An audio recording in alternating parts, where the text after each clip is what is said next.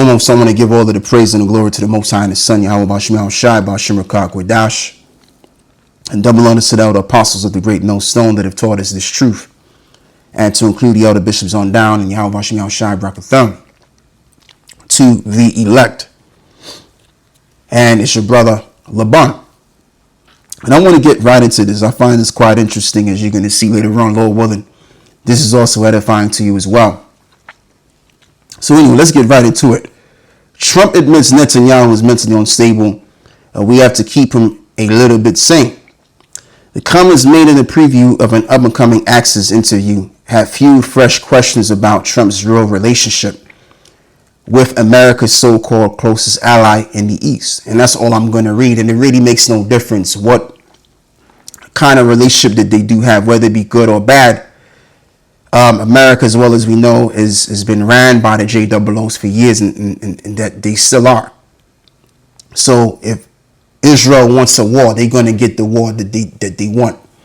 And as well as to include, prophecy says the same, is that where it concerns peace, there is no peace save the Lord, even unto the wicked. And Trump, speaking of peace, it came out, of course, as well as we all saw on the news, is that Trump made this so-called peace deal with Iran.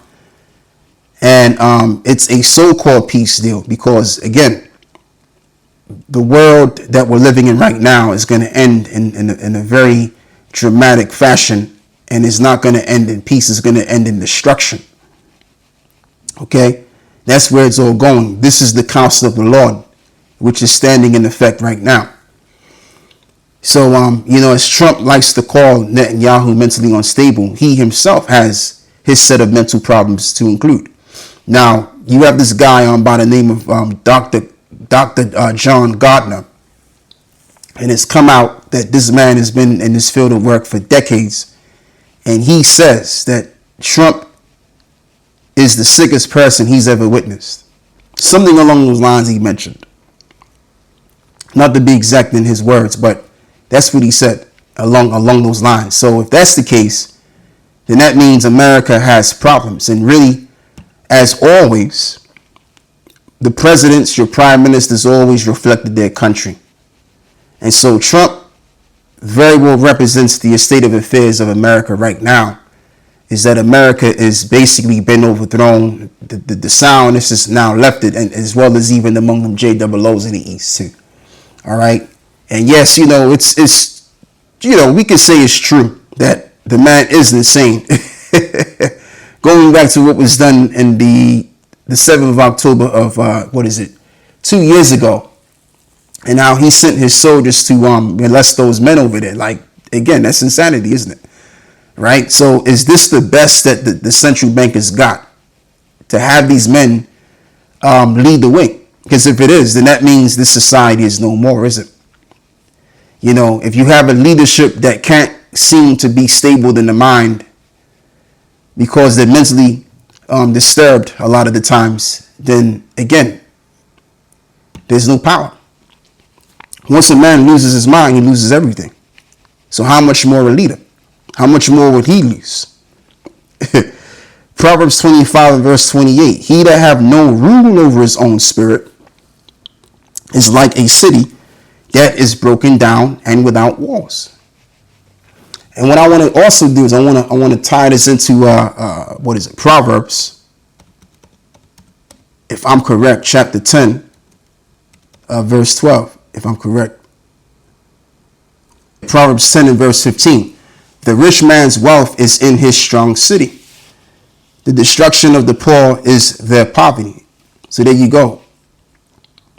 So the rich man's wealth is his strong city. So if the man can't control his spirit, then that means he's going to lose himself. He's going to lose his city. He's going to lose all that which he's supposed to lead over. So it's over for Esau, basically. And as time has been progressing, as well as let's just say we go back in time, bit by bit. You know what you're going to find out? You're going to find out that the men that were in power were more fit to be in so-called power. I'm talking about your presidents and your prime ministers. But when we do the quite contrary, we move forward, is the more bugged out these leaders so-called become. This is Job chapter 12 and verse 21. He poureth contempt upon princes and weakeneth the strength of the mighty. And as well as I'm going to mention again, the real power begins in the mind any doggone way. So if the mind is being disturbed by many means, whether it's health concerns, whether it's to do with what's going on geopolitically, what have you, all of these things, take its toll on a man's mind, and it can bring stress and illnesses and sicknesses too. And that's another thing. The Most High can give a man sickness to even weaken him. And by the way, the word weak actually means to be sick. Now, the term weak derives from the Middle English weak and the Old Norse weak, meaning lacking strength or to bend and yield, which that's the current, saying that most people go with. In older historical dictionaries, such as the 1828 Webster Dictionary, it was defined as physical frailty, infirm health, or an inability to bear heavy weights. Yeah, so that's what they have over here, right? According to the Webster of 1828. So if you have physical frailty or infirm health, that means you're sick. And again, I wouldn't put it past you if this guy wasn't sick. Maybe he's got something going on with him, but they ain't going to talk about it. They're unwell. And let's not even forget about this too. Trump, he mentioned that he wanted to grow his nails.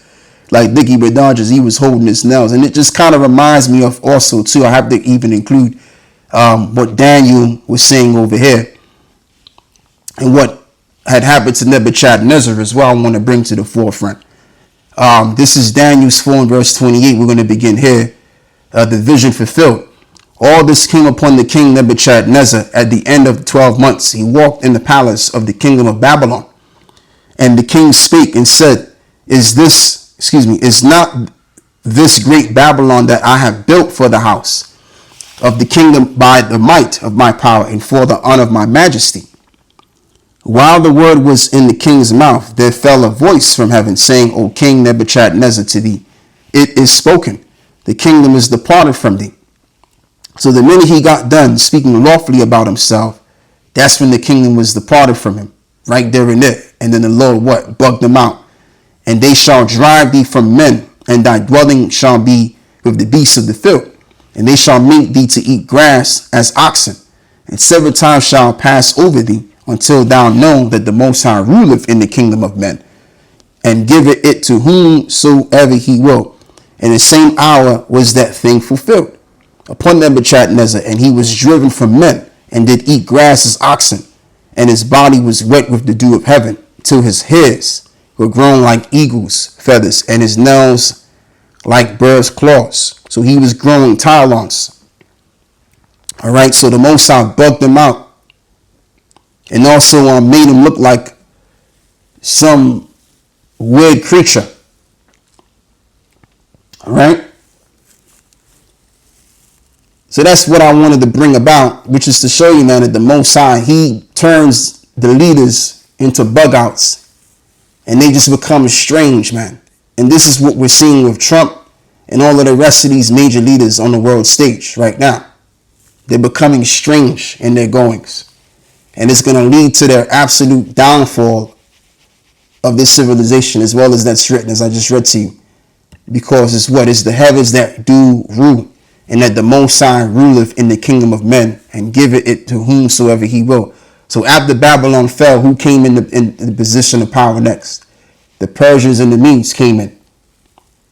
After the Medo-Persians had their end, the Greeks came in, and then the Greeks became the Romans, and the Romans were taken out because Jake came up in the scene, and they started ruling as the what's known as the Holy Roman Empire at the time. And then Jake just took over. Then it became as Esau would currently call it, the Dark Ages. And after that was all said and done, Esau came right back into power later, especially right around the time when you had the bubonic plague. And that's what killed a lot of our people. And I believe that they were responsible for that too. I'm going to have to bring the records out on that. But I believe that the bubonic plague was actually a a thing that was premeditated to get rid of us, so that they can what come out of their lower condition we had them in, and they can then begin to rule. All right, and then you had the the 1400s come around, when you had the Moors and stuff like that. The Moors were at the end of their tenure, and then you had the Spanish, if I'm correct, the Spanish Inquisition, right? Which I believe started around that time. Let me go check something out real quick. And you had the Borgia family.